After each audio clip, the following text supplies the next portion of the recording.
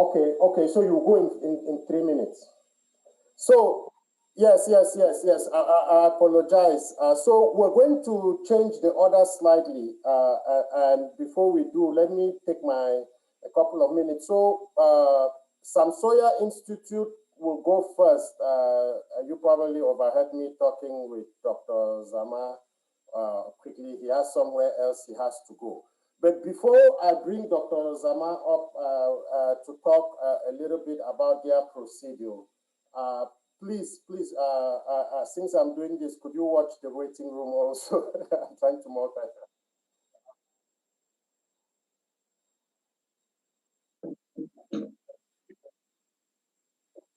Yeah, but that would be you. I think you are in as host today. So hey, Ato, make me give me co-host rights so I can be looking at that. Yeah, but and then I think only you can do the Facebook site since you are in a yes. So last time I know if we had an interesting discussion, right? We were starting this little segment of talking a little bit about our history. And last week we talked a little bit about the origin of the name Amba and Fako, and I thought the feedback was really good. And of course, you get the normal comments, people want to know more. So today we're going to talk a little bit about Zingraf. Just 1 minute to talk a little bit about Zingraf. I think everybody here knows Zingraf stories. Everybody knows, especially how the Bali people received him, what happened to his glasses, and all those little folklore, right? But Zingrab was really the first of the explorers to make it to the grass field, really, and colonize, right? And after several trips in 1890, he succeeded in persuading the German foreign ministry to give him authority to literally colonize the grass fields, right? The first place he really settled in came to was Bali, where he met von Gallagher and they made a peace pact. And the fund also used that as an opportunity to go after some of his adversaries in the plains, namely Mancon and Bafut, who were not emissaries to Bafut. They were killed, and then goes a couple of years of wars, right? I think there were four Mancon Bafut wars versus the Germans. But we all know the story of when the expedition got to Bafut and the burning of the houses and hiding the women and the children in the Banda. But needless to say, the Germans and the Bali people were slaughtered the first attempt. It took 4 attempts and it ended up with a peace agreement, which was essentially, well, the Germans wanted labor for the Victoria Corporation, which they were setting up a plantation corporation. And so the peace deal essentially a regular supply of labor in exchange of no fighting. Both sides were taking heavy casualties. But one outcome for that was the Germans decided to move their military base from Bali, where they had set up in Mendankwe, because they thought it would be nice. Despite the peace deal, they realized the plains were quite restless and the odds of insurrection were quite high. So they needed to keep a watchful eye over the plains, as our colonial masters are still doing till today. I mean, I sometimes think if not of this station hill, this thing would have been ended a long time ago. And we still have remnants of the fort there today, as you can see. And of course, from there, you can keep a very good watchful eye over the Bamenda Plains. But the station at that point was also occupied, right? The Mendankwe people were further up, and right where the fort was set up had some settlers, if you want to call them settlers, Hausa traders that had arrived from Kanem Bonu through Adamawa, coming down and had settled there back in the early 19th century. They were primarily traders. They did Kola North and Avery trade between the Bamenda Plains all the way up to Adamawa into Benue.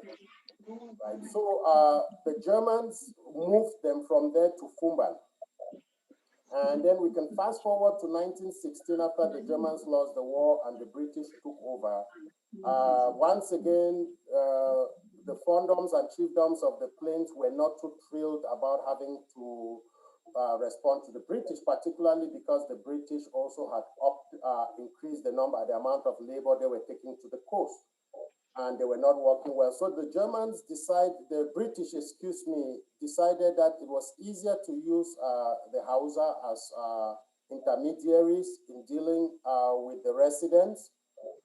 Also, they were not too enthralled with the Bali people, right? And I think some of us who grew up in our area know because the Bali people were also involved in a lot of slave trade, taking slaves down to the coast on the side and doing raids outside of what you call the British mandate. So the British decided they were going to use somebody else as intermediaries and also trade merchants. So then they sent for the Hausas to return in 1916, then the British administrator, George Macaulay, but the Hausa people refused, right? Their leader, at least then, refused. But his assistant, Malam Baba, decided that it was a chance for him to start his own settlement. So together with 14 Fumbani sent by the Sultan, who was also interested in setting up trade relationships with the Bamenda Plains, they came back and they came back to station.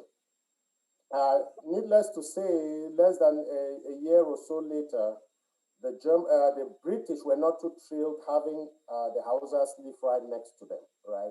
Their own accounts, for many reasons, but some of the accounts I could see was the call for prayers. The Hausas were Muslims 5 times a day was very irritating. They also liked pounding maize. The sound of the pounding of the maize really irritated the British. They couldn't sleep because the women were pounding late into the night. So they decided to move them off the escarpment down to the plains, right? And the Fon of Mancon agreed to give an area he used for hunting right next to the Ayaba stream for them to, technically he first sent them to Tamulung, but they did not like the Tamulung area. And so he agreed to give them right next to the Ayaba stream, right? The area we all know today as Old Town, right? And they called this area Abakpa, which is Hausa for a stranger settlement, because they considered the Hausas then strangers settling there. And fast forward 1923, the British administration decided to adjust the name to make it more palatable to them and officially named the settlement Abakwa Old Town. Bamenda, right? So for those of you who wanted to know, now we know another origin of the word Abakwa. And if you are from Abakwa and you are anywhere and people call you come, no, go, or whatever, you should still be very proud and say, yes, Abakwa means stranger settlement. So whether you are in New York, New Jersey, Indiana, or in some other places I will not name, you can still. Oh, okay. It looks like my microphone has a problem. So I am reading from the chat. So let me see how I can do to adjust that. Oh, you can hear me? I can hear you. Oh, I can okay. hear you. Somebody said, okay. So whoever put the message, it's probably your volume there. Right, so another historical moment, another history moment for us in terms of if you are from Abakwa and you are anywhere and people. And I'm going to throw in something for those who are here on time and your volume there. Right, so another historical moment, another history moment for us lived in Bamenda in terms of the town hall will give a nice gift for the person who can answer this question. Not today, and by the way, you cannot Google this answer. How many waterfalls are visible from the Bamenda Plains? Now, of course, rainy season, right?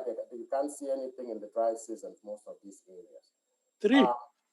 So you just can't randomly give a number. You're going to have to name them, not their official names, obviously.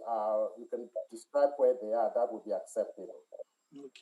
We grew up there, so we saw them. Pardon? We grew up there, so we saw them. Your picture is direct from Canal Street. That is the Canal Street view. Yeah, direct from front of our house. That is directly in front of our house. Okay, I'm going to challenge you now. So what's the answer? I said 3. From Canal Street, we see 1. But if you go towards Mancon, going towards Big Mancon, whatever, from that area, 2. We are going to take off your citizen status. You are really off. It is not 3. 1 minute. Go research. That is the point of the question, right? Okay, let's continue. Let's continue. Yes, we'll continue. So I don't know if Dr. Zaman is on. If Dr. Zama is on, I'm going to pass it. So today's theme, we're really going to focus on documenting of atrocities, and Dr. Zama is going to go first. And I'm actually going to keep sharing, because do you want me to share your screen, Dr. Zama? Yes, however you want technically. Okay, I'll start with this one. Okay. All right. Thank you so much, Herman, and good morning, everybody. We start the origin of recording some of our fallen heroes started when I visited the Vietnam Memorial in Washington, D.C. And on the memorial, there's a name of every single American soldier that died in Vietnam. So when our struggle started, I started thinking, how can we also document all our people who have been killed by La République? So on July 28, 2018, I started documenting the people who were being killed by La République. What I did was I went on Facebook, on the various Facebook pages, and at the time, some activists were putting on names and pictures. So on July 28, I actually created an email address and a WhatsApp number, and contacted some of the Facebook activists, and send them announcements, to put on their Facebook pages, requesting people on Ground Zero to start sending us pictures, the names of people who have been killed, the date,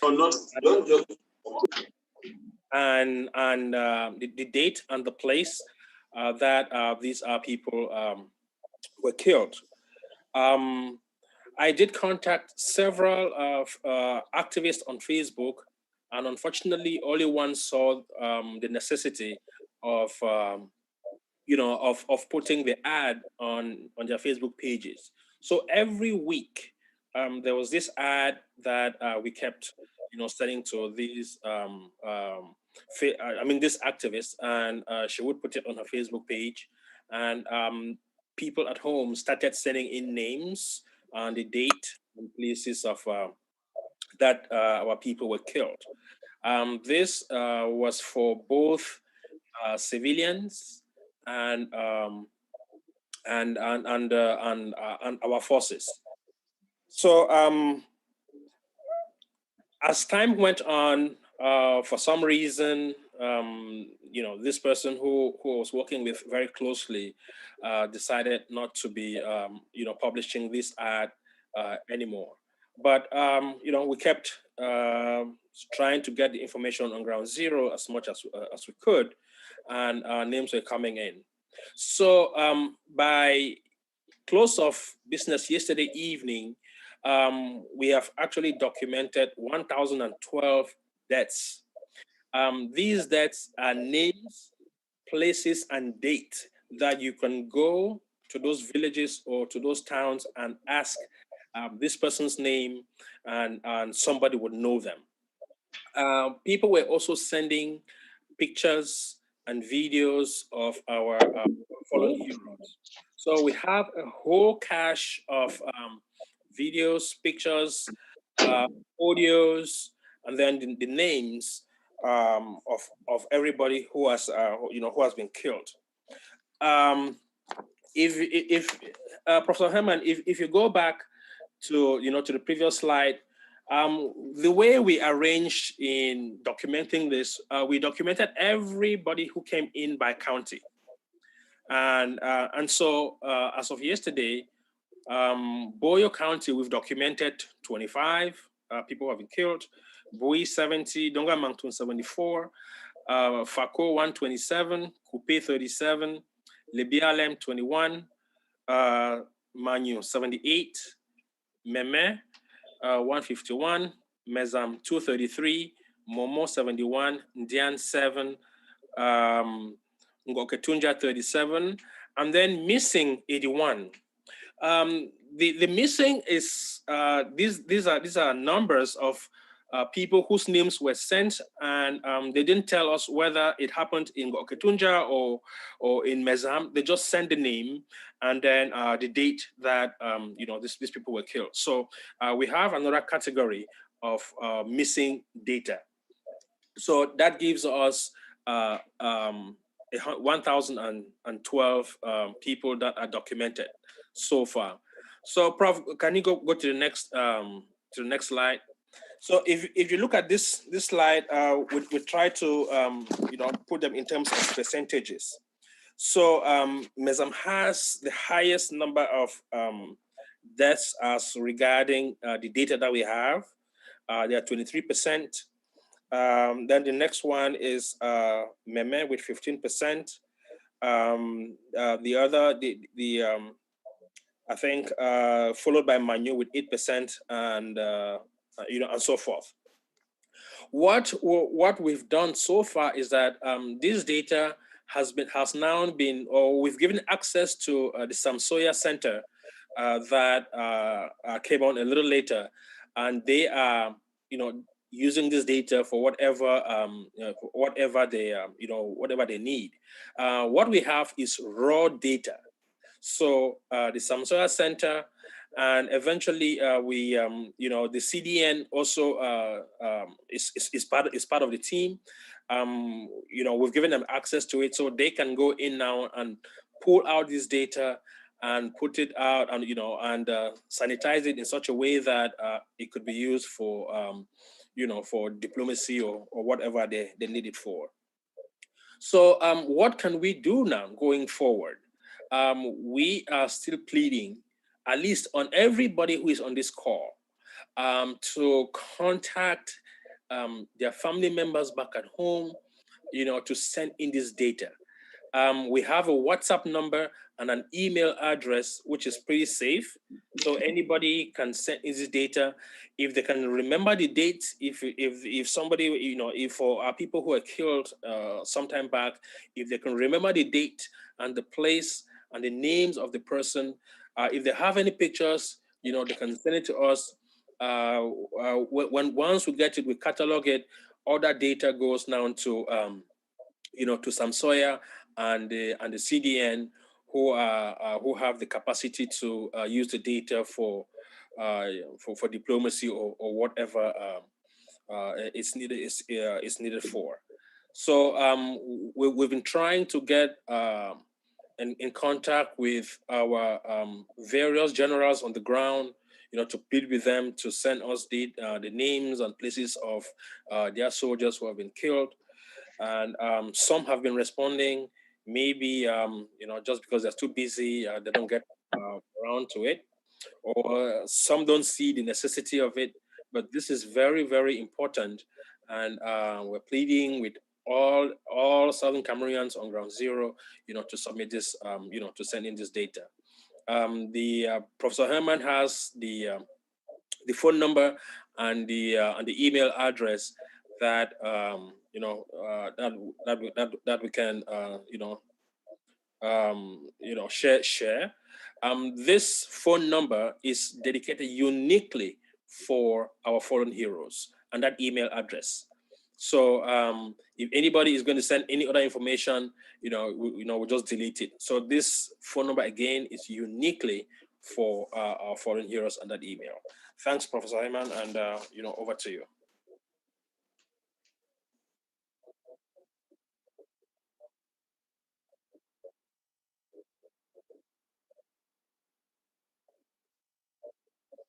Belong.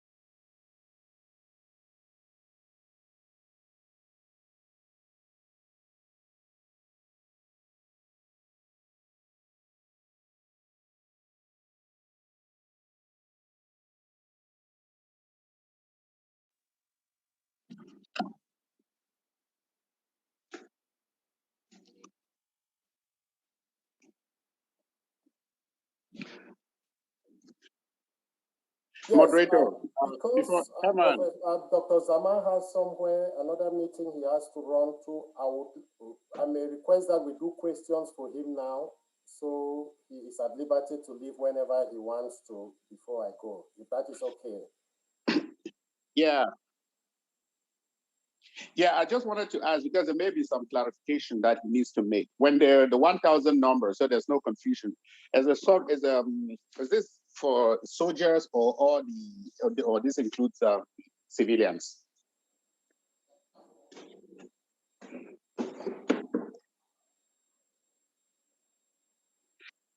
You have to unmute. Yes, I'm here. Yes, it includes civilians. The way we tabulated the the data sheet, we just put in only according to county. There are some there's some information that came in with details. There are some that we identified as soldiers. When people from Ground Zero identified them as soldiers, we put in as soldiers. And there's also information as to how they died. Some were shot, and so whatever data that people from Ground Zero provided, we also included it in the in the database. So the researchers or CDN or whichever organization, when they go in, they can also determine the cause of death of some of our people. Foster here, I got another question to add to that, if it's okay. Doc Zama, thanks a lot for this. And as I know, this is just what comes to you. My question is this just reporting whatever comes in, or is there a mechanism on the ground to verify the accuracy of what comes in? Well, when it started, there was really no mechanism to identify the accuracy. We assumed that our people, were going to be part of this process, and they will be interested in letting us document our people who have, who have been killed. So there's no mechanism on the ground to, to cross-check this information. But I may be wrong, but my assumption is that there will be no reason for our people to, provide us false information. This information has come in from, different citizens on the ground who know the people who have been killed. And thank you, Doc. And would you mind telling us publicly or not if you think this is exhaustive of all those that have died in the Ambazonia as ongoing conflict and stuff? Because I think we should make that disclaimer public here, since no, absolutely not. It's not even 1/10 of our people who have died. The challenge we had was that most of our activists who have a huge following on Facebook were not really publishing this ad or this request all the time.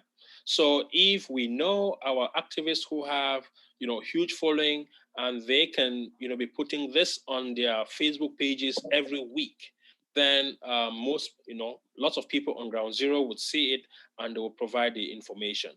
This is just one way of documenting our people who have died. And let me also make it clear that these numbers are numbers that have come to this phone number and this email address. There are other avenues who are documenting, our fallen heroes. Again, as I said, these are just raw figures, and these figures and this information is transferred to the Samsoya Center and to the CDN, who are, who have, the capacity to, get this information to the international community or use it for diplomacy or whatever they need it for. So all we do is we just get the raw numbers, we put it there, and then they pick it up from there and, complete whatever gaps that they have.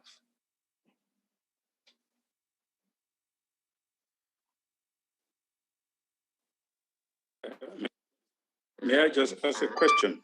Yes. Thank you very much. I just want to greet the House. I wanted to thank Dr. Sama for the job he has been doing. My question is, we have a problem because of the division both in the diaspora and on ground zero. We cannot get this data because the full data, because we have some of the commanders that are some of them are linked to ADF, and if you want to ask that information from them, they will not be willing to give us that data. And we have some of the fighters and the commanders that are linked to the SACO faction, which they are also very, very resilient to give us this data. So I don't know if, Dr. Zama, if you can use find a way to get this data from the various factions, because I believe they have the data. So it will be easy for you to get, for the CDN to get the total number, the information they want. Thank you very much. Okay, bro. You know, maybe my assumption was wrong. You know, we did contact everybody on the ground, and all the activists, whether you were pro SACO or SICO or whatever, it really didn't matter to us who were collecting this information.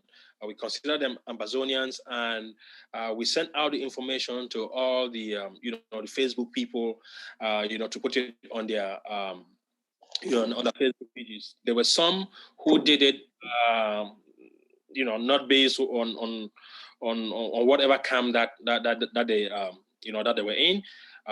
There were some who saw the necessity of recording it, and some who didn't, or some were just too busy or something. But we know it's as we said, it's a collective effort.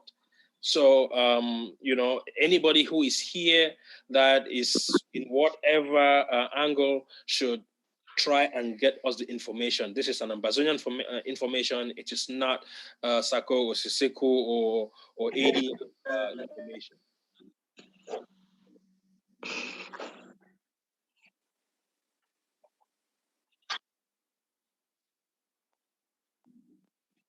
Yeah, thank you very much. I think let me start by thanking Zama. I think this has been a project which has been dear to him. I think it's been over 6 months or more than 6 months already, and I'm glad it is taken off. How, even though it is perhaps slow, but I think things will turn around once people get familiar. People are often very slow to report incidents, as you all know. Even when there's a killing, they're very slow. They're only quick at taking photograph and then putting it on WhatsApp forums. The question I want to ask is the concept of killing. We need to understand that concept before we talk about compiling data.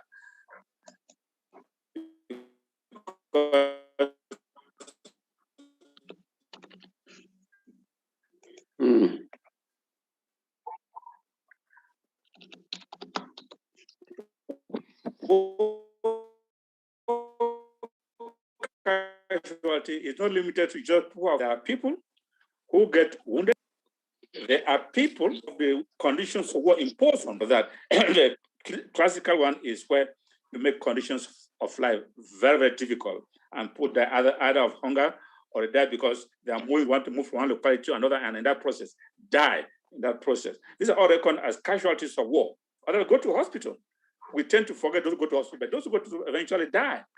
Then the others who in refugee camps who eventually die, they are reckoned as that death being as a result of the war.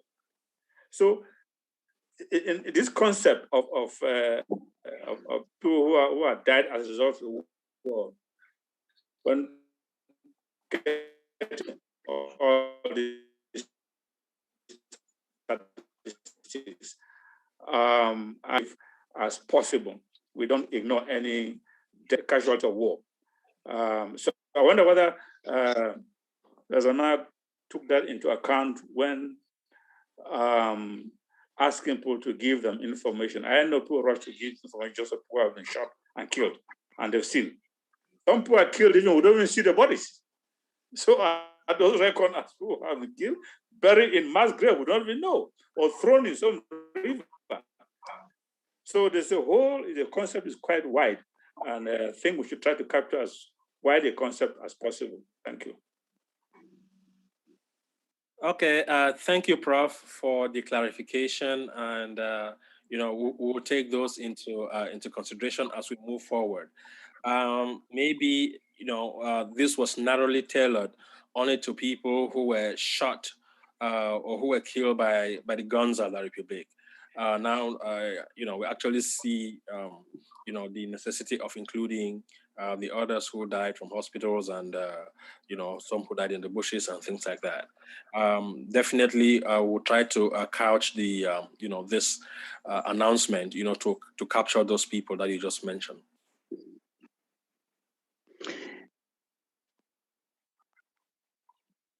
Yeah, so I'm sure Prof was reading my mind, and I wanted to, Dr. Zama, one of the things that we do in medicine to capture data that is not documented is what we call excess mortality, and the concept is that year in, year out, we know you can figure out how many people on average, let's say, usually per year, usually die in southern Cameroons per year or Amazonia per year. You can get records of mortality that are kept, estimate in our area where data is very, very hard to come by. What you then do is that if the population, the population doesn't change significantly, or you can adjust for that. And let's say in the 3 years preceding the war or 5 years preceding the war, we're having about maybe, let's just give figures for the sake of this conversation, and said for the past 3 years preceding the war, we have 5,000 deaths in that region. Now you jump into the year after the war into now, then you start seeing about 15,000 deaths per year. You call that 10,000 after adjusting for population growth or demographic, you call that excess mortality. And that is a true reflection of the casualties of war. Because what Professor Anyangwe just mentioned, a lot of people are not actually felled by the assassin's bullet. It is the things that go on around it, the conditions of life that imposes the mortality on them. That's where you have the biggest casualties of war, whether it's hunger, lack of access to medical care, and so on and so forth. In the BLM, for instance, there was a time when the entire place was blockaded. And I really realized, I know how many people said that during that period, there were so many people who died because medications could not go from camp, which is actually the outlet, the inlet through which a lot of other things go in there. And so that's just what we knew. So we need to, this is a project bigger than that, but I want to just actually talk to our people. And I know Dr. Zama is just collecting the piece of information that he could. And typically in this, everybody, you will get multiple sources. We'll probably get about 10, 20 different sources, and then you collate them together, and then you try to see, we can go in and filter and make sure that there are no duplications. And that can actually give us some kind of accuracy.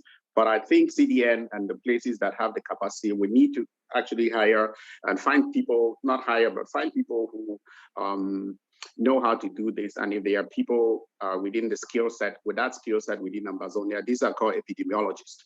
And they are different kinds of epidemiologists. They can do this for us, and then they can calculate this data. And we can then be able to really accurately say what is the true death toll.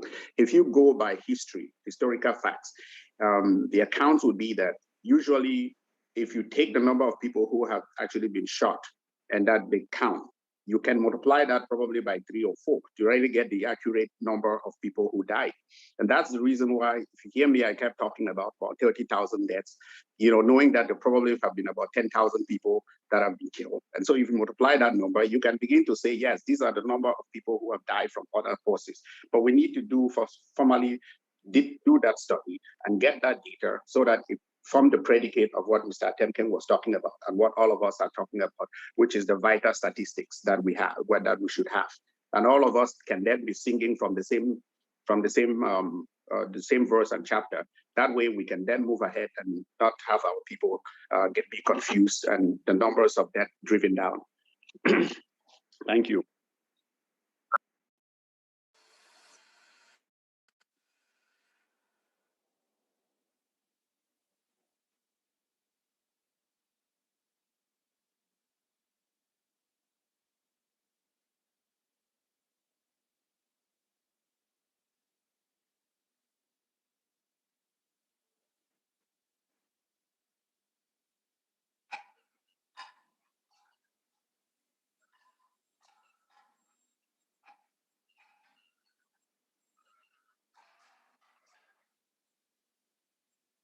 No, just just to thank everybody and appealing to everybody to, put in their hand and get the information on the ground.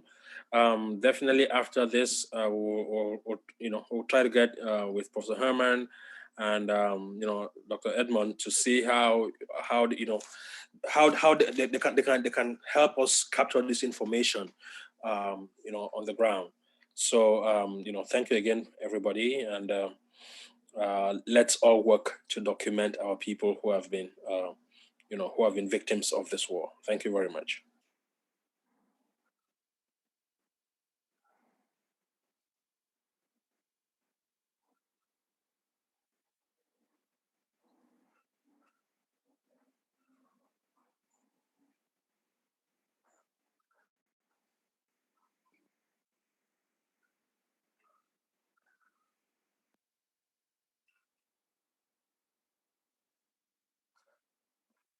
Yeah.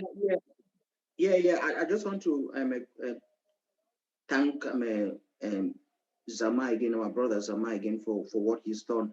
But he has, like he said, that the stats were done according to counties, but there's one county there that is missing. Even if they do not have the stats for that county, the county should be there. And so then they declare that no stats for this county as yet, something like that. I think they're doing it according to counties. Menchum is not there. All the other counties are there. Menchum is not there. If they don't have the figures for Menchum, I think Menchum should be on the chart. Yes, as you're talking, I'm just going to database. Maybe it was when I was doing that, doing that compilation that I forgot. Actually, Menchum is there. Menchum has 70. Menchum has 71 on the database. Yeah, I'm sorry. When I was getting that from from the database onto that small sheet, I forgot. But every county is there in Amazonia, and I can see Zoao, Kumfutu, where, and all that. So all that data is there. Again, it's partial data of what we've been able to collect so far.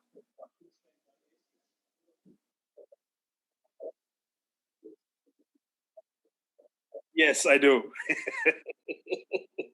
So Dr. Zama had a video. I think some of us may have seen this video before. So let me take this opportunity to play the video once more, and then we would have the video also on our Facebook page. And I think anybody who wants to share it on their Facebook page, let me know or let us know, and we'll send it to you also. So.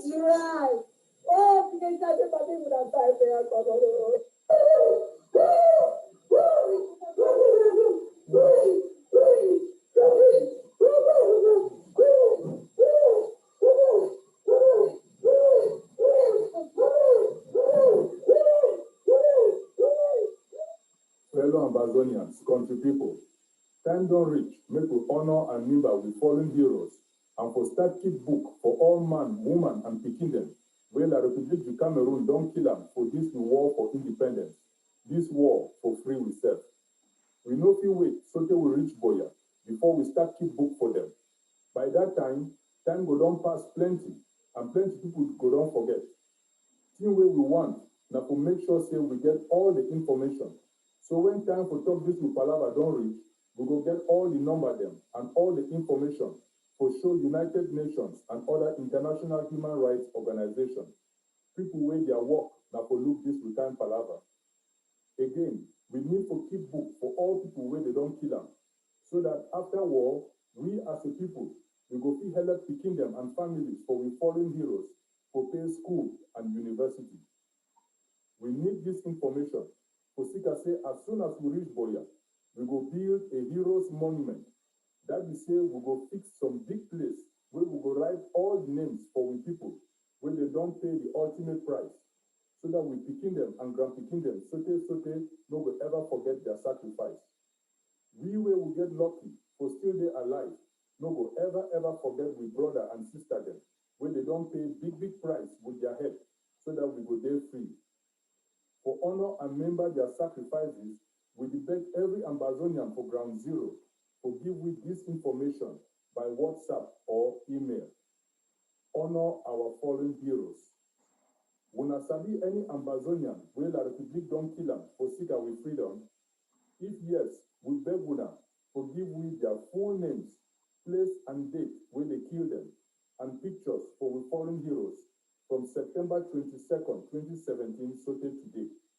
We no suppose forget any man. We beg, make una send the information by WhatsApp for number +1 413 591 8686. +1 413 591 8686, or email boyaamba@gmail.com. We get to make sure say they no ever come out for we head. Make una share this information with all man from Bakassi to Nkambe. One for all for one.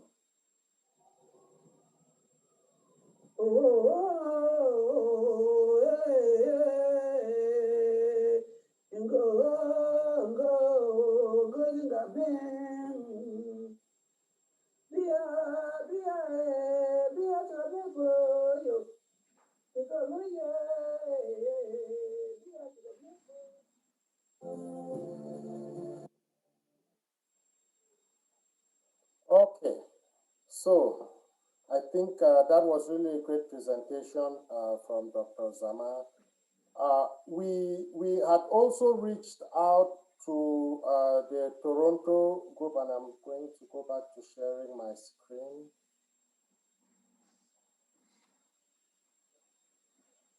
To talk about, I think a good number of us are familiar. University of Toronto runs a database of atrocities committed during the Anglophone conflict, right? They are very complementary to what Dr. Zama does and the Samsoya Institute does.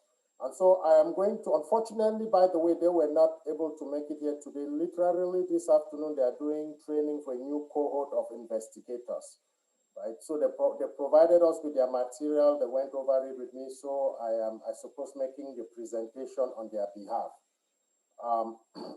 What they are focused on, and by the way, what this material we're going to talk about today is generally talk about the database, what its goals are specifically, focus on how to submit information, then use one or two examples to talk about how they go about verifying the information that is submitted.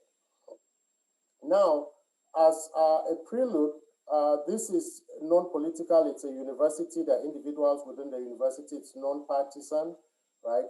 And the goal is to document as many atrocities as possible. One, for the sake of justice, right? At some point, this is going to end, and the perpetrators need to be held to account for what they have done.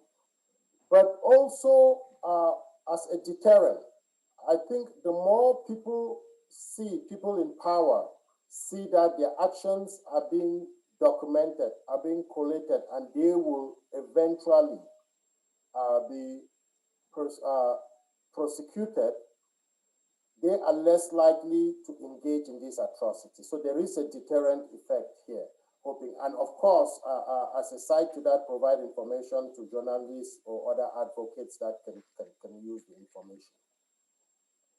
The Toronto database, yes.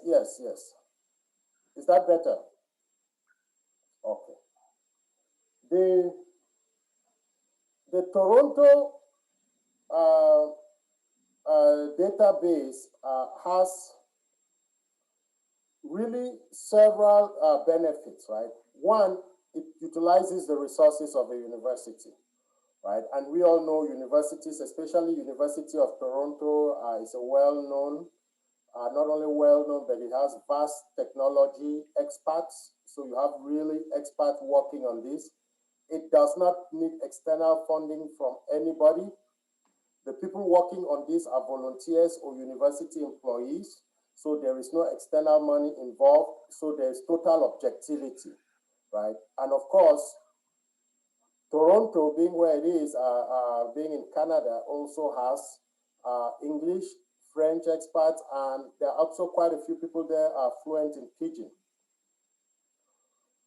There is the issue of security. Universities run one of the most secure servers you can think of, and this database particularly is actually not online. So you have to physically go there to be able to access it. So security is really not an issue here. Now, the goal of their procedure, the goal of the procedure is, while they collect all the cases, what they really want to do is investigate in detail the incidences, right? And in investigating in detail, they are focusing on what, where, and when.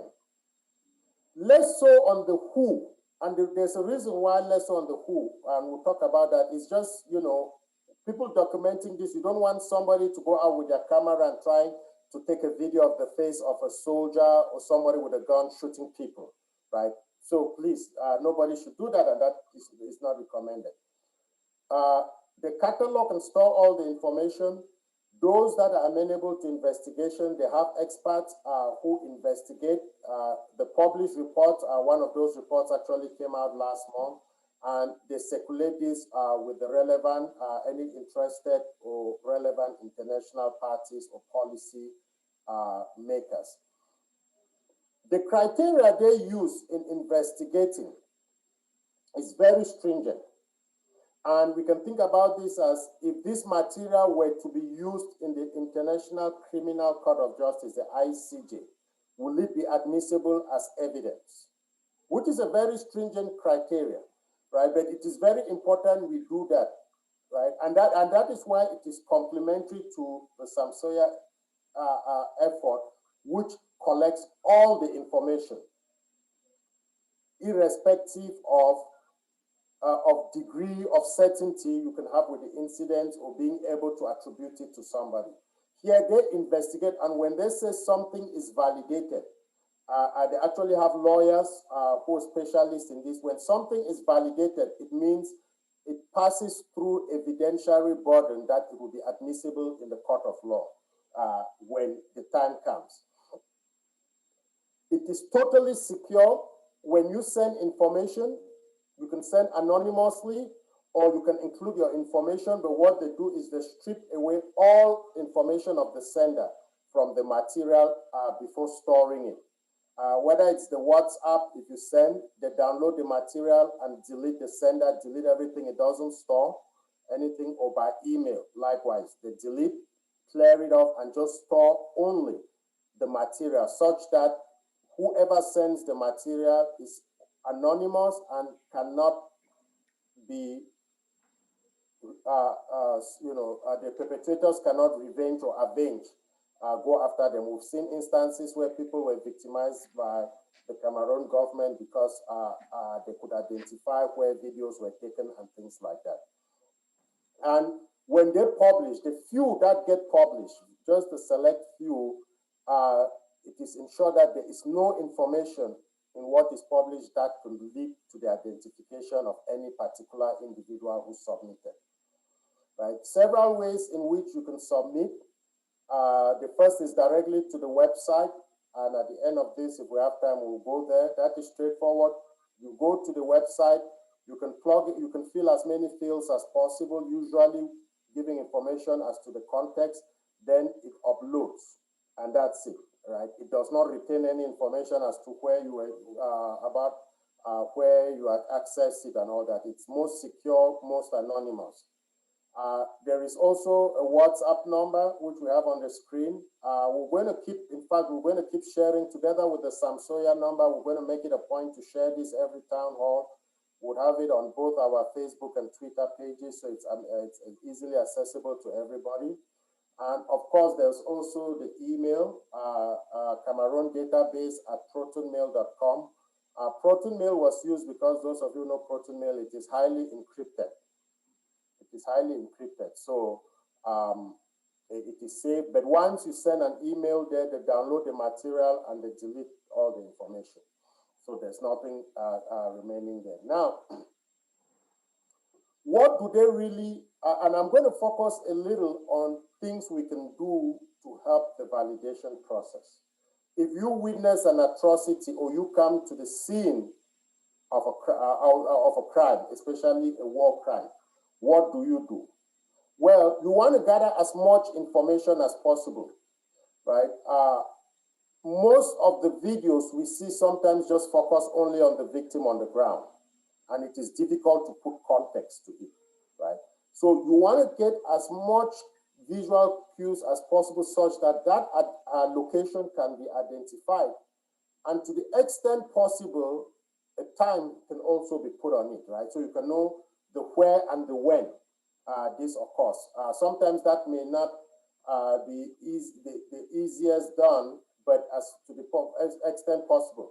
And I cannot emphasize this enough, doing it safely. At no point should anybody jeopardize their safety for the sake of gathering information, right? So as safely as you can.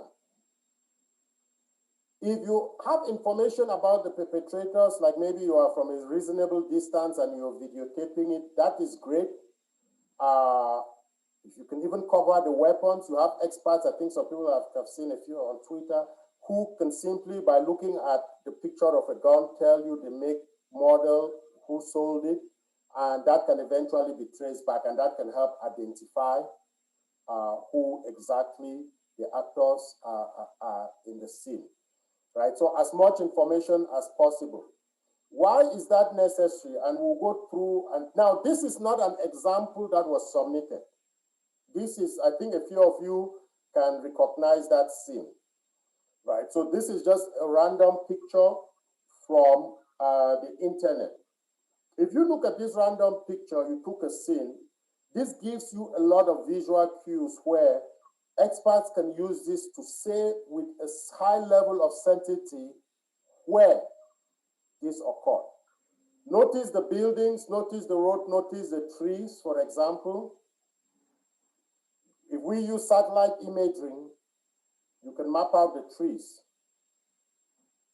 and the road, and then you can say, yes, this is the entrance to the University of Boya. For those of you who know, and there is, they rely on an open source intelligence to go through data mine, pictures, weather data, satellite imagery, you know, even with facial recognition and scene recognition, if it is stored anywhere in the internet, it can be corresponded to or matched. Then, of course, if there is eyewitness testimony, right? So the person recording the video, for example, could be doing a voice over that. Today, Saturday, 20th of February, here in Boya, we are witnessing this while doing. So that obviously helps when you have such immediate eyewitness testimony. But you can see how this location can be verified. Notice one of the things that happens immediately an atrocity comes out is detractor says, oh, that did not happen in Cameroon. Or we can go back to last week, the unfortunate incident of the baby being burnt in Batibo. Quite a few of us, you could see somebody online was like, oh, that is not Batibo, that is a Christmas fire that happened in Bunda. Right? But it was quite, in that case, just because of some soil, you know, the soil comparison, you could say, no, well, that soil, you know, some of the pictures could show the soil, and it did not match what looked like in Bunda. Right, and you can do a further, a more panoramic view, and you can see the exact location, University of Goya, the entrance, where, and by the way, once again, I want to stress, this is not a submitted picture, right? This is just off, that first picture was just off the internet. And then you can map it to this to say, okay, now we can say with a high degree of confidence, this is the location where that occurred in, right? Another example here, we can look right now. Obviously, this becomes very difficult, right, to identify. You think about this, yes, you can see that building on the site, but there are many buildings in Cameroon or in Africa with a V roof, a straight V roof. So how do you go about identifying this thing? Very difficult. However, if the person taking the video, right, so in this case, that was a still shot from a video, started from the entrance, continued, so these are just 3 screen grabs from the video. You can now do a specific geolocation, right? You can see the building there, you can still see the building. And from different angles now, you can map them, right? So you can see distinguishing features of the buildings from the entrance and map it to the reference building. You can say, well, what are the odds that these distinguishing features are present in multiple locations from several buildings? And now with satellite imagery, you can get a better idea of where this is, right? And this is just off the main road in Tico. You can see that's the taller building we saw earlier in the entrance. That's the second building on the right, and that is our reference building. So as much as possible, if you can get a panoramic view, if it's a video, continuous through, we have the tendency, which is natural, human, to want to just focus on maybe if there's a victim on the ground, to just focus on capturing the victim. And if you just take a couple of seconds to raise your camera and take the context, the scenery, the buildings, it will go a long way in helping make that piece of video or that picture evidence that can be used in a court of law, right? This one is actually one that actually occurred. It wasn't submitted, but you could see, you know, although there is not, it doesn't look like there is not that much information, but because of the buildings, you could see the full building, several buildings, you could still identify, right? And if you go to Google Earth, you could see the buildings across. Even worse, don't forget, satellites come over multiple times, and you can look at before and after. 6 months, this is, I think, 18 months after, right? You can see where the buildings were burnt.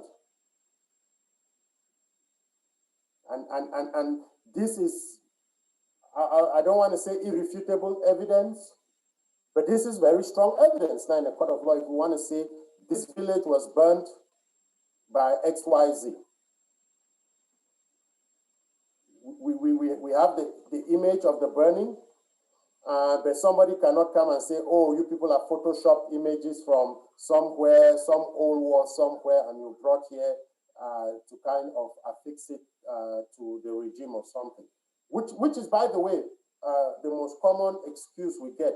You know, these are pictures from Mali, or these are pictures from Ivory Coast, or these are pictures from Rwanda. Once you have this, you can go back and map, and you can see before, after, and it becomes once again irrefutable. A lot more difficult, but Google Earth Pro actually gives you the ability to match the landscape. So if there are not enough buildings around, that is okay. Take the landscape, take the hills. And there is the ability to still match the contours of the landscape to be able to say with a reasonable amount of certainty where that location is, right? Remember, key with this is the where, the when, and the what. That can really easily be verified. Of course, if you can have the picture of the perpetrator, that is great. Then we can establish the who. But once again, please, nobody, if you see an armed person shooting, don't go trying to take a picture of their face. Stay safe, right? Stay safe. We can always try to figure that one out later. So we have several places where we can go for information. The main web page is here, and I'm going to open it so we can see, and I have no clue if that is showing, so I am going to go to a new share. Share. So University of Toronto, Cameroon Anglophone Crisis Database of Atrocities. And it has quite a bit of some of the information I have given. It has some history, context, what is being done. And of course, it has the link to submit or view validated, and I'll use the word cleaned up data from there. It has information on the team that puts it together, University of Toronto, University of Leiden, Edinburgh International Justice Initiative, UC Berkeley's Human Rights Center Investigations Lab, Amnesty International's Digital Verification Corps, right? So you can see that there is really a strong team of experts behind this initiative. Once again, I think I want to emphasize the fact that this initiative serves the purpose of documenting atrocities for prosecution.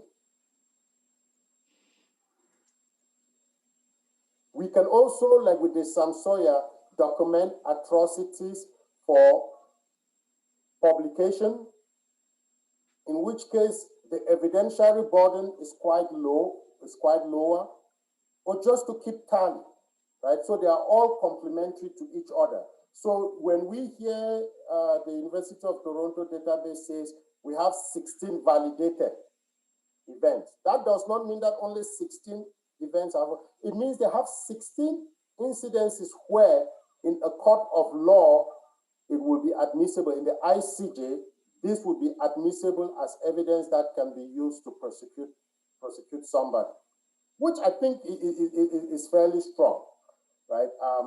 We have the link to the database to submit. There are some articles here about the database. They are also on Twitter. And I would share this information, on the town hall and also the Facebook page and Twitter account, right? We would try to make it a point. I think not a point, I'll definitely make it a point to have this every town hall together with the Sam Sawyer information on how to do submissions, whether it's on the web page, the WhatsApp, or by email. So I'm going to open it up for any questions you may have. If anybody has any questions, I'll take. Those that I can answer, I will answer. Those that I cannot answer, I will take with me. I will forward to the University of Toronto team. And either next town hall, I bring an answer, or we will put the answer up on Twitter, Facebook, or WhatsApp, right? But also, I think next town hall, bring back the answer. So I will open it up for questions, comments, if anybody has those.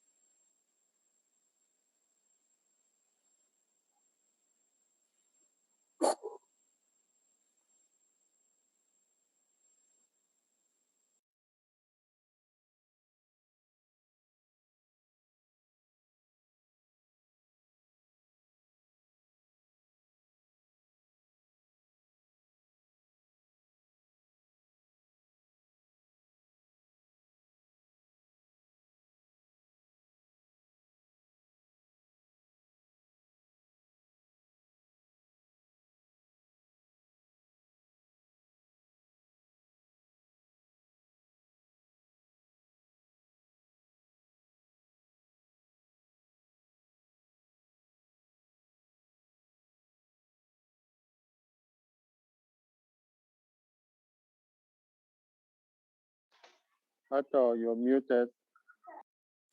Ato, I'm sorry, I think I mistakenly muted you. I was trying to let somebody, I apologize.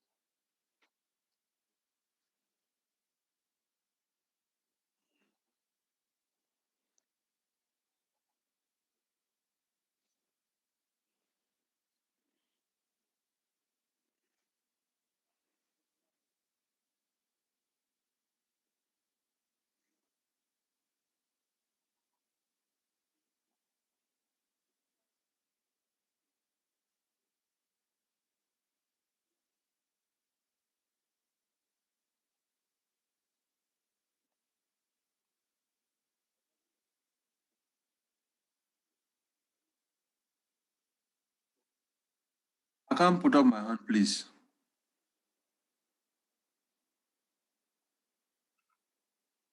Yes.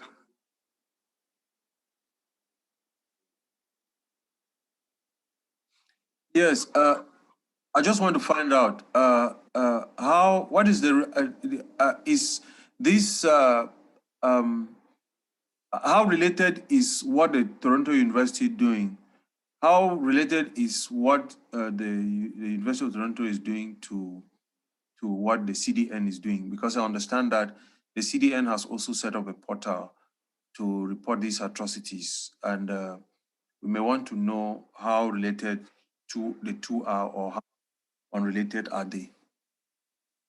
Yeah, that is something that would be difficult for me to answer because I did look through the CDN and will be with you momentarily. I think this is a question best answered by CDN. I looked through the CDN webpage and their own portal somewhat, and I don't think they are doing the investigation.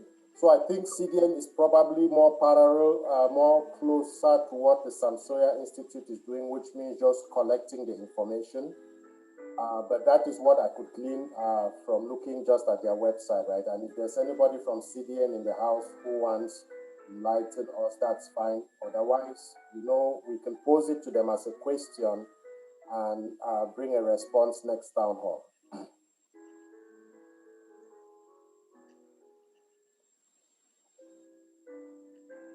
So I don't know who was supposed to be next. I think it was Jojo who was supposed to be next.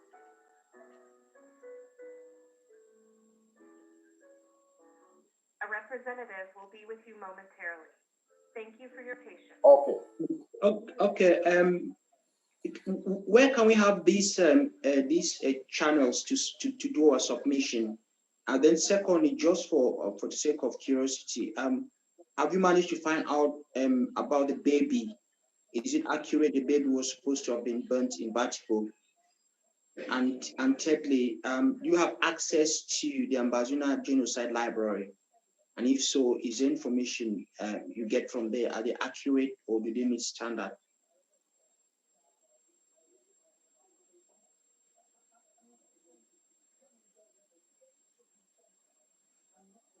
Foster.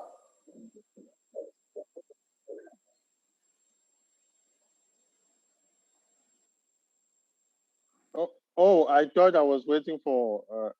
First of all, I have a comment, not a question. So I need to sit quiet. Thank you for your patience. I had a question and a comment, but let me just give my question first.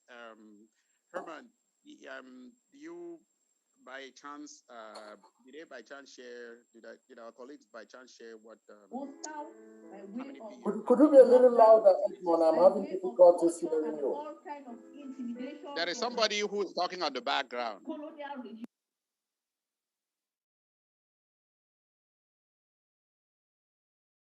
Can you hear me? Can you hear me now, but better? Yes. Okay. So Herman, I was just saying whether I was just asking whether we have some idea about the number of incidences that they have already in their website so far. Okay. Yes, yes. Let's see. So I think that's all we had for questions.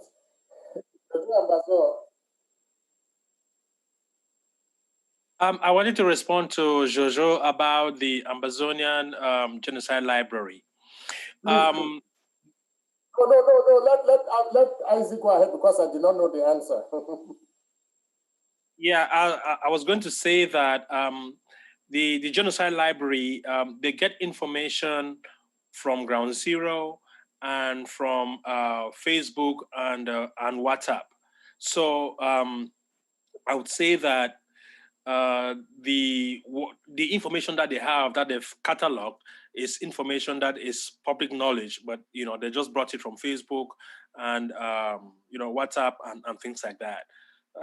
Whether it is authentic, for the sake of Amazonians, I would say yes, it is. I would say 99% is authentic because we have no reason to go get pictures from Mali or for anything to put on our website. Thank you. So, Jojo, I was good. Let me change the share screen so I can answer part of the question. So this is where you have, and the link is there. I will provide, this is the link, database with reports. I would actually just copy all of these and put in,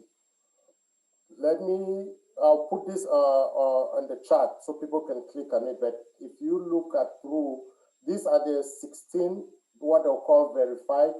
I believe they have had close to 2,000 submissions. I believe that's close to 2,000 submissions is what the earlier publication said. You can see the ones that have been verified right there. I believe it was Edmond who was asking about number of incidences. So this is what we have. So this is what they have. And it is actually available also online, the verified one. They recently had a publication, I believe it's the Forbes, that provided some more details on that. But I will put all of these links, I'll put all these different links on the chat so everybody can access.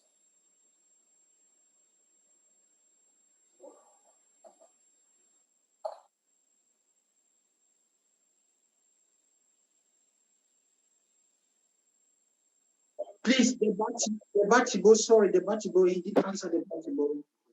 As far as, yes, I did not because I don't want to be an expert. I personally, the sources I got it from personally, I believe, yes, it occurred. But are you asking if I have expertly verified it? No. And I don't know if there's anybody in the house who wants to speak to that. But yes, if you ask me, my belief is yes, it did occur, given the sources I got the information from. They were from trusting sources that I have not been able to personally talk with any of the victims to verify with the victims directly. But if there's anybody in the house who has done that and wants to shed light, I'm more than willing to give them the floor. Okay, Prof. Herman, maybe I can just chime in on that particular question. I haven't verified it with anybody on the ground, but La République sent out a message, a press release, trying to link that to some of our restoration forces, that the child that was born, I mean, that was burnt, was a child of one of our restoration forces. So, if they can come out trying to justify that the child that was burnt was a child of one of our soldiers, then there's a likelihood that it's true. Can I, if I may add, yes, I think Dr. Zama's analysis is very clear, because if it were not true, La Republique would not respond to it. But the fact that La Republique has responded shows that there was an incident of that nature. And I think that if we also read into the text of that rebuttal or that communique, you will see that La Republique is playing out the same script that they used in Gabo. And they're claiming that that house was a refuge for illicit fuel, just as they claim that the house where those children were killed in Gabu was also a place where they were keeping illicit fuel. So I think that in the absence of an organized system that responds to these kinds of incidences, the town hall needs to let us look at that La République communique and not give credence to their version. There is a need for us to read it and then issue our own response, looking at the similar pattern of La République committing atrocities and trying to deny and always trying to blame it on some circumstance or always trying to blame it on the environment or some other circumstance that is independent of their doing. Thank you. Thank you, Dr. Fontaine. And let me just correct myself when we talked about the number of submissions, right? So I have the information highlighted on the screen.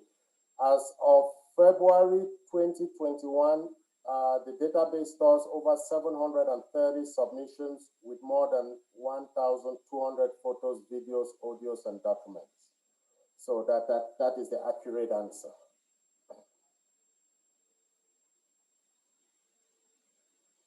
If we don't have any other questions, then maybe we can go to, oh, I see Frederick's hand is up. Is that a question or a comment?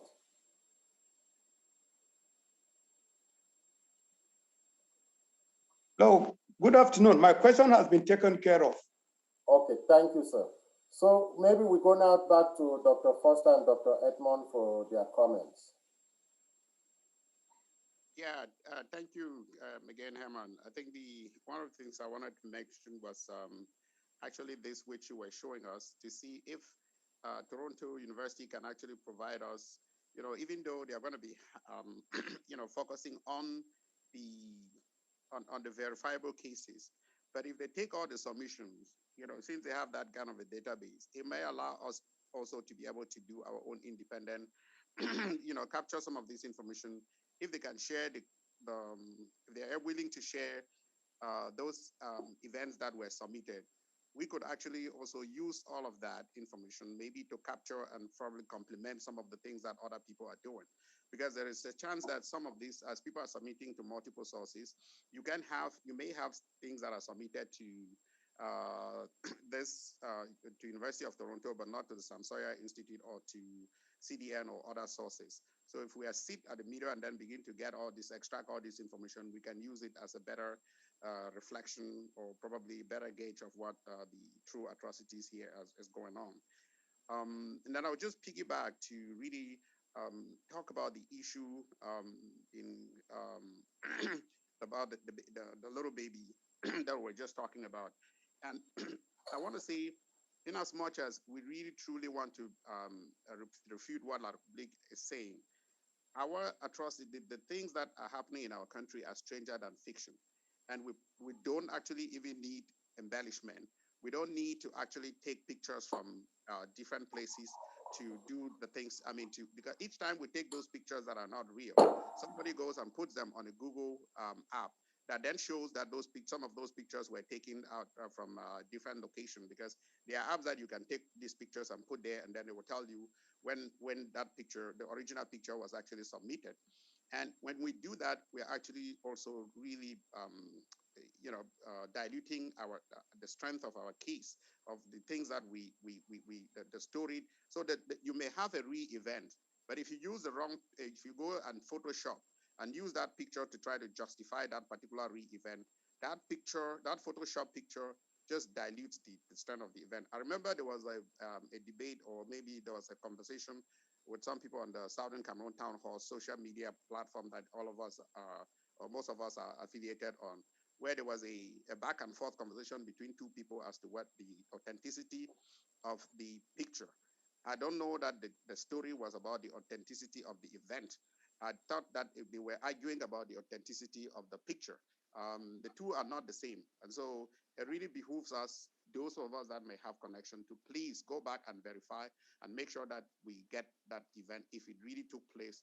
And if the picture is not the right picture, let us get the right images if we can, and then submit it as such. Thank you. I think, and your comment actually is accurate. So two things about your comment. First, we just lost Dr. Zama. I was about to say, and I would follow up with Dr. Zama. Yes, I think it makes sense for Samsoya, for Dr. Zama to compare databases with Toronto. And I'll talk with Dr. Zama offline. I definitely think that is something that they should try to do, to make sure that if he has stuff they don't have, he gives to them, and vice versa. Talking about the Batibo, and I see Kalesh also made a comment about that. Yes, I think you both of you are correct with Kalesh's comment about us erring on the side of caution and making sure that we investigate it. I think we should. I think sometimes, and to be honest, and we will, Edmond, I know Edmond will speak to that later, is sometimes events just cascade, that by the time you're done taking in one, and right after Batibo was Le BLM, and I think that also took a lot of oxygen and a lot of air, that not that we forgot, or not that people forgot about Batibo, but sometimes, the events just move so fast. We don't focus enough on one. And I think by next town hall, we should actually go out there and verify Batibo as clearly as possible. So we should know that to do, such that by the time we're talking about it, we're speaking with a certain level of certainty and certitude. Dr. Foster. And then iPhone 2 has their hand up. So after Dr. Foster, iPhone 2 will go. No, thanks again, Prof. Herman, and thanks to all the contributors. I think we've all been making very useful submissions. But the foremost is how to make a valid submission. You emphasize the need for a timestamp. I cannot overlabor that point, that to anybody who wants to submit, particularly a video, the very first 5-10 seconds of just stating the date and your location could go a long way in making your submission credible. And then, as you also emphasize, being able to cover some of the landscape and the geographical features just adds more credibility to that information.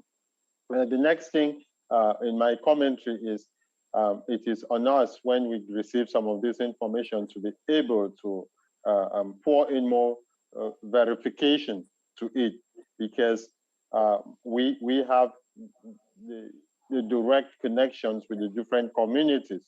And somehow when it happens and it's going long and we cannot verify exactly how it happens, and we're still using the circumstantial evidence to conclude, then you wonder, are we using circumstantial evidence too much? Is that the easiest route to grab the information? Finally, I wanted to compliment and applaud independent organizations like the University of Toronto for stepping to the plate to collect this information for prosecution purposes. When we need, we clamor for an independent investigator. If we compile this information, we're inherently going to be biased. Same if La Republic compiles this information, it is inherently going to be biased. Having people like the University of Toronto, independent of Southern Cameroonians, compile and do some of the verification increases its credibility. Finally, Dr. Zama made mention of visiting the Vietnam Memorial in Washington, D.C. I think one of our slogans, or two of our slogans in this revolution have been one for all and all for one. And the other one is we all count and everyone should be counted. Dead or alive, I think they should be counted. It is incumbent on us to make sure that we do not have too many forgotten names that we do not account for. Those that are missing, those that are dead and we know about it, we should start documenting it in a better way. Many people emphasize September 22nd, 2017. I beg to differ that we should go back to December 8, 2016, because that's when the first victims fell, 8 of them on the streets of Bamenda. I often know Akum Julius and Ndongwa Clement and many others whose names we cannot remember, but we know that Manchu BBC went around and buried them for us. So we cannot begin to forget all those people who have laid down their blood so the future generations can one day be free. I applaud everybody who is investing in this domain of documentation and yield. Yeah, good evening, House. Thank you very much for the opportunity. I'm Wilson. I just want to also thank the documentation team.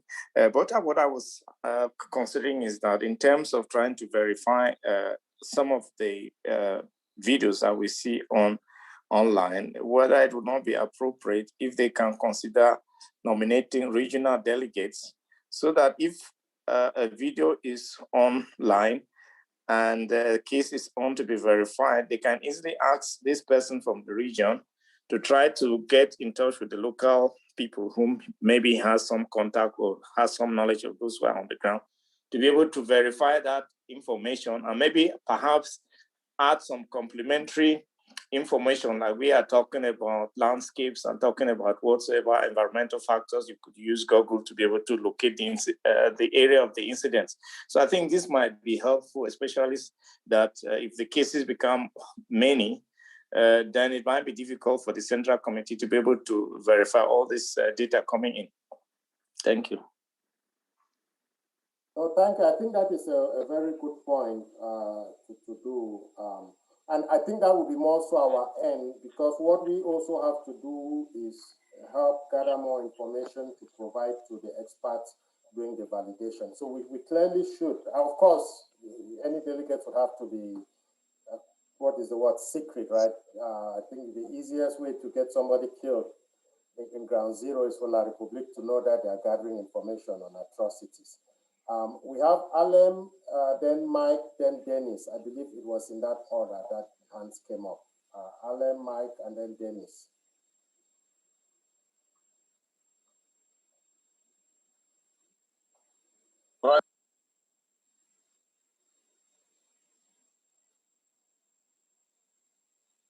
Why did you mute me? I was unmuted before. What are you doing like that, comrade? And as usual, is driving. sorry. I knew, comrade. I thought you said I'm driving as usual. That's why I put my video off. No, I'm running errands back and forth. Actually, I'm sorry. Sorry, I'm late too. I was going to propose an idea, right? I mean, we have very, very limited resources, and I think that even among ourselves, among our groups within Southern Cameroonians, we also have like investigative journalists, and we have activists who are also doing some of this legwork. Now, they may not necessarily be 100%, but like I can say, for example, in this particular case that happened in Batibo, or supposedly happened in Batibo, National Telegraph, that's Eric Tato, had actually come in and had actually proven, or not proven, or tried to prove that in case indeed this case was not as it was alleged by most of us on social media. So I think that again, we are still back in this this idea of functioning as individuals, and until we get out of that basket, we're not going to go really anywhere. I think that we should, form some sort of an investigative team, I think, which will be made up of, some of our own people itself. But then, like Dr. Fossa said, you don't want to also have this image of being biased. So you want to also involve maybe people outside of the group. But I think that we should tap into the resources that we have right now, such as the National Telegraphs, such as someone like Mark Beretta, and have such people tasked with being able to do their best, to the best of their ability, to investigate some of these things. And then people gradually, if we, I mean, this is us of the town hall, us of this network, for example, if we can entrust them, then our people will gradually begin to also trust us, right? Because when you verify the first story, it comes out to be true. Second one comes out to be true. After a while, people begin to naturally say that, yes, this is the reliable source. But again, I want to also caution us that, you know, none of us really have control over the social media. People are going to say what they're going to say, and people are going to do what they're going to do. I think that for now, we already know that most of the work that is being done in this struggle is not on social media. Unfortunately, those are the ones that make the most noise. And that's why in this particular example, you saw that this issue about the boat went overboard, right? Because the noise makers took it and ran with it. But I think that we should really sit down and really form teams among ourselves, again, that do certain things, such as in this particular case, maybe, you know, talk to people that can help us with some sort of investigative journalism. Because these guys, I know that someone at the National Telegraph already has some roots on ground zero, you know, where he makes phone calls and calls the chiefs and calls this and calls that, you know, or allegedly does that, at least to be able to get some sort of a verification before he even posts on his website. So I would really strongly recommend that we reach out to such folks. Yes, it may seem like it's biased, but at least they have, in this particular example, proven that they can sort out some of this data for us, rather than us trying to form a whole new team and waste resources that we don't really have. I yield. Okay, thanks. Dennis, then Mike. Then I think Mike would be the last person, because I think we have to move on. We will still come back to this discussion, but Dennis, go ahead.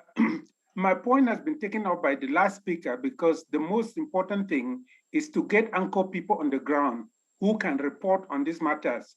And considering that these incidents happen impromptu, unexpected, and in locations where nobody was expecting, it will be costly for people to drive there just to find out what actually happened. So, but if we have contact people in each of the LGAs, and we have their telephone numbers that people who have incidents around the area can actually call and report those incidents, I think it will increase the credibility of our information.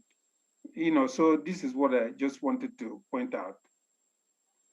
Thank you. Mike. Thank you very much, Prof. Herman. Can you hear me? Yes. Okay, wonderful.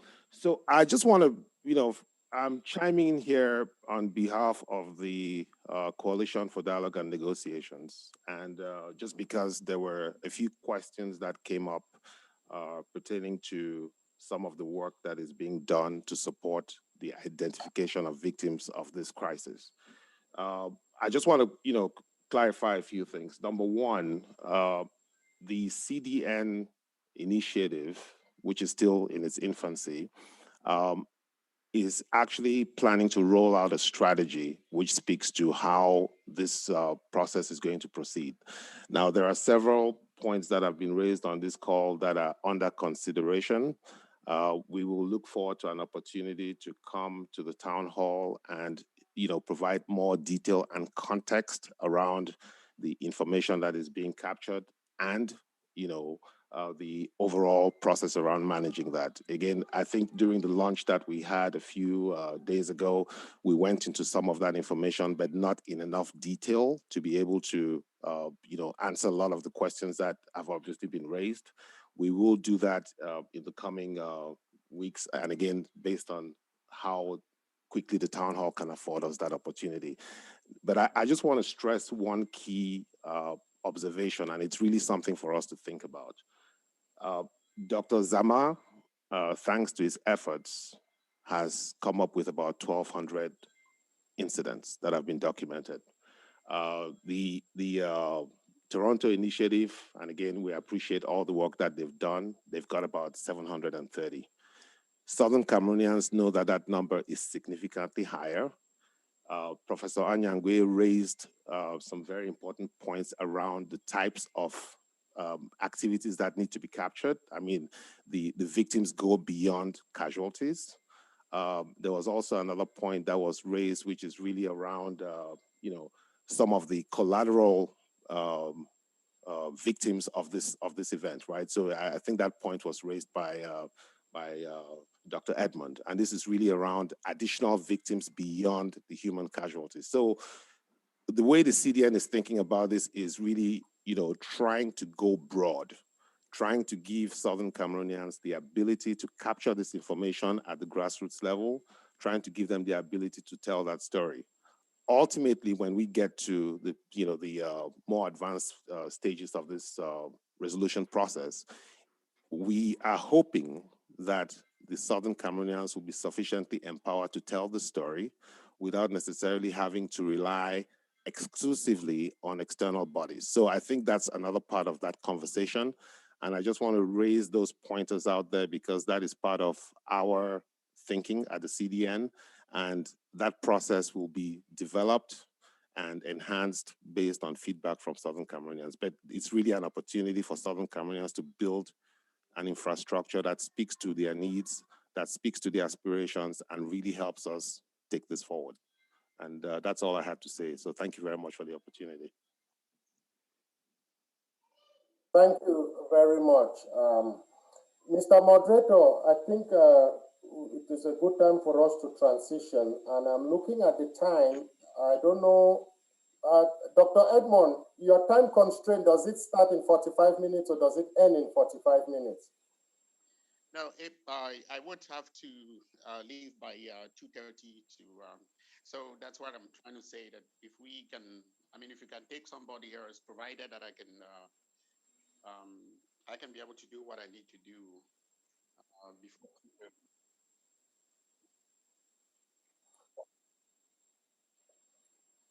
I think Yia had indicated she needed maybe about 30 minutes. Can you hear me now? Or was it Eleanor who Is was it better? Your volume is low. The volume is low.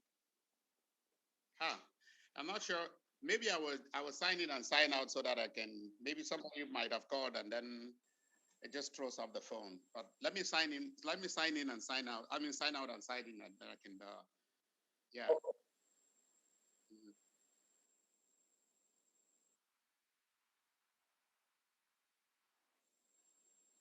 I am.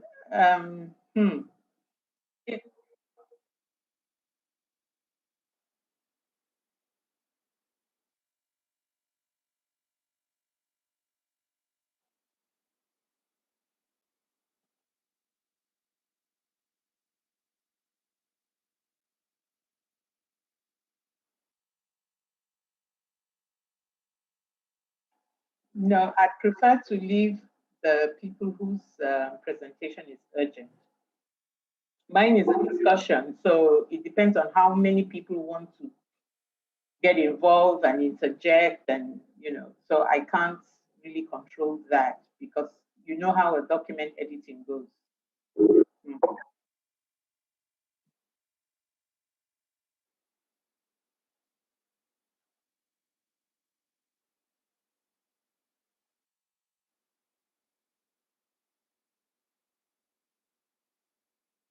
He's back in. Back in.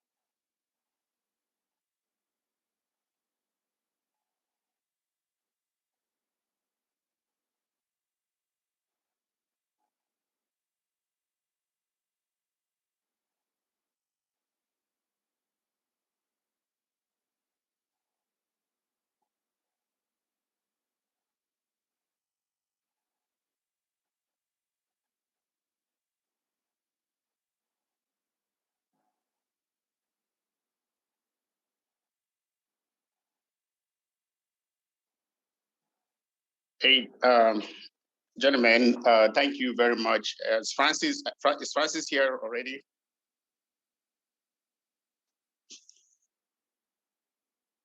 I am here. Okay. All right. So, Francis, you want to go first? No, I think it's better that you go first. Okay. So I have to first start by telling everybody here, I mean, what a very difficult week it's been for the people of the BLM. And first, our thoughts and prayers goes to the families of the bereaved. And that includes Francis, who is here, who lost two grandparents in that particular incident, the maternal grandfather and the maternal grandmother, both of whom were slaughtered senselessly.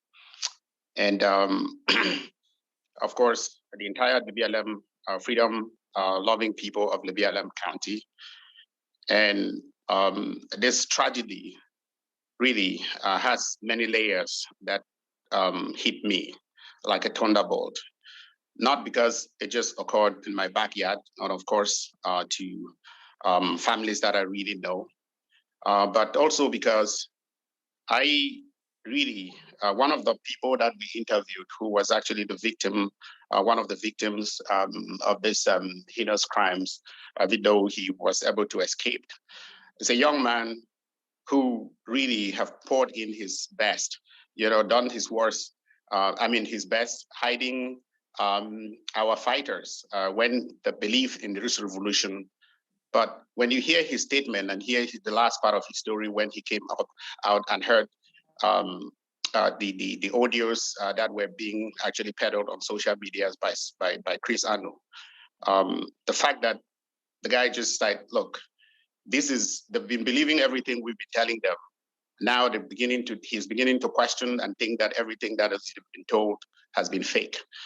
Third layer is that one of the chiefs who was murdered, the mother went into